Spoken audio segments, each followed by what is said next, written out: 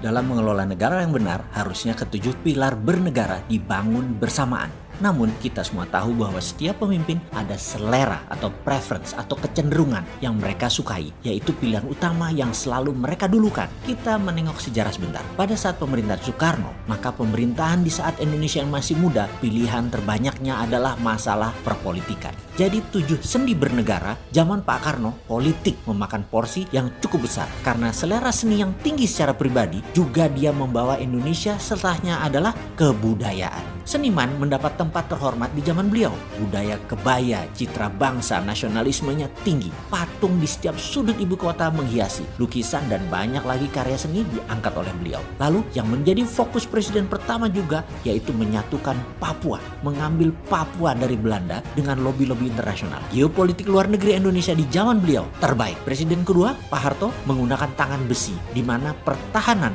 menjadi fokus terbesar. Lalu keamanan, pangan, pertanian, nelayan adalah fokus pemerintahan beliau selanjutnya. Ketiga presiden setelahnya tidak sempurna waktunya. Pak Habibie, Gus Dur, dan juga Ibu Megawati. Kita lompati. Lalu zaman Pak SBY yang fokusnya ke ekonomi. GDP per kapita tumbuh 400% di bawah pemerintahan beliau selama 10 tahun. Di masa SBY juga tidak seimbang bernegaranya. Sedikit mendapatkan perhatian seperti ideologi negara mulai jebol. Pertahanan dan keamanan mulai jebol. Padahal beliau adalah tentara. Namun peristiwa terorisme, ideologi Timur Tengah yang menyetujui tumpah darah sesama anak bangsa namun beda agama mulai marak di zaman beliau dan didiamkan sehingga berpengaruh ke ideologi bernegara pada saat ini, pada saat zaman Pak Jokowi. Kemudian pemerintah sekarang kemana fokusnya? Saya serahkan kepada sahabat semua yang menilai. Apa yang paling bagus dan bertahan selama pemerintah Pak Jokowi, Anda yang menilai. Apa yang buruk, sahabat juga yang menilai. Bagi saya saat ini, semua lini tergerus. 6 pilar bernegara tergerus perlahan. Hanya perpolitikan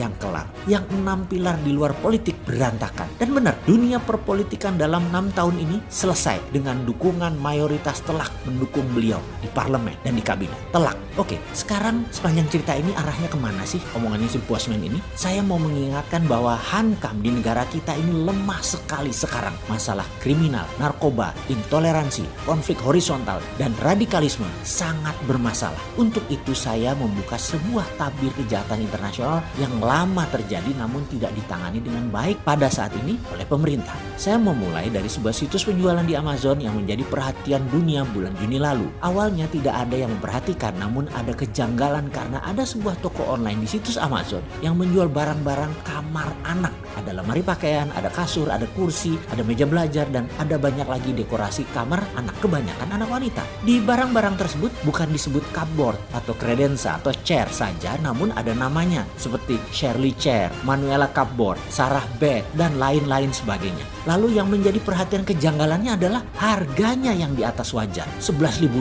$15.000, dan macam-macam harga yang tinggi. Lalu yang mengejutkan, walau situs itu baru 2 bulanan berjalan, jualannya laku. Banyak puluhan transaksi terjadi. Ini mengherankan. Sampailah seorang wartawan dari sebuah majalah internasional terkenal yang secara tidak sengaja memperhatikan nama-nama tersebut, yang ternyata nama-nama tersebut ada dalam situs anak hilang yang terkenal di seluruh dunia. Ternyata toko tadi adalah toko jual beli anak di bawah umur, di mana nama-nama tadi adalah nama anak hilang. Sebuah informasi kemudian terungkap yang terbanyak anak-anak itu dijual untuk tindakan kekerasan seksual, pedofil. Dunia geger dan membuat Amazon diserang oleh berbagai penjuru dunia. Entah bagaimana kemudian toko tersebut men-take down halamannya di Amazon dan menghilang. Namun Interpol tidak tinggal diam. Interpol Amerika, Perancis, dan Rusia yang paling aktif mengejar karena anak di Eropa, di Amerika, dan Asia banyak yang diperjualbelikan melalui jalur internasional dan ternyata berujung di Cina kebanyakan. Beberapa anak yang terbeli didata ternyata setelah dilakukan kegiatan yang amoral, seksual di bawah umur, kemudian dibunuh. Mengapa dibunuh? Secara empirik, data yang diperoleh oleh wartawan tadi adalah ternyata setelah anak tersebut ketakutan, tersiksa, mereka mengeluarkan hormon adrenokrom, semacam endorfin. Hormon yang muncul di darah anak yang rata-rata di bawah 13 tahun tersebut diambil dan kemudian diekstrak. Di mana laboratoriumnya? Ya, tepat sekali. Negara yang dipuja-puja investasinya untuk masuk ke Indonesia, yaitu Tiongkok. Ada yang mengatakan hormon ini keluar ketika anak-anak ketakutan dan histeria, menjadikan adrenikrom yang biasanya oleh penjahat kelamin itu, yang pedofil itu disiksa dulu, itu adalah kegilaan yang luar biasa. Ini sadis dan ini inhuman, tidak manusiawi. Hormon adrenokrom ini adalah obat awet muda yang banyak dibutuhkan di dunia beauty center kosmetik yang semuanya diproduksi di Cina, dijual di Alibaba, dan dipakai di dunia entertainment dan kecantikan dunia, Hollywood, Bollywood, dan kosmetik-kosmetik lainnya. Jadi ada pasarnya, ada produsennya, dan ini adalah jaringan globalis cabal pengelolanya. Baru yang nomor 2 untuk donor organ ilegal. Sekali lagi, ini gila, ini harus musnah dari muka bumi. Sahabat, ketahuilah, ketika maraknya penculikan anak di Indonesia, saya murka semurka-murkanya karena pemerintah kurang perhatian dengan hal-hal seperti ini. Otak liar saya langsung alarmnya nyala dan menyatakan ini pasti bagian dari globalis cabal yang merangsek masuk ke Indonesia. Kalau saya nih jadi pemimpin, saya pasti ambil tindakan cepat. Penculik anak saya hukum mati, tembak di tempat tanpa sidang kalau perlu. Perdagangan anak ketangkap mati di tempat aja. Sungguh, saya setuju dengan cara Presiden Duterte mengelola hankam pertahanan dan keamanan di Filipina dalam urusan narkoba. Tembak mati bandar dan penggunanya di tempat. Jadi, sebagai pengingat, fokus pejabat sekarang terlalu ekonomi. Cara bernegaranya kurang holistik, kurang dalam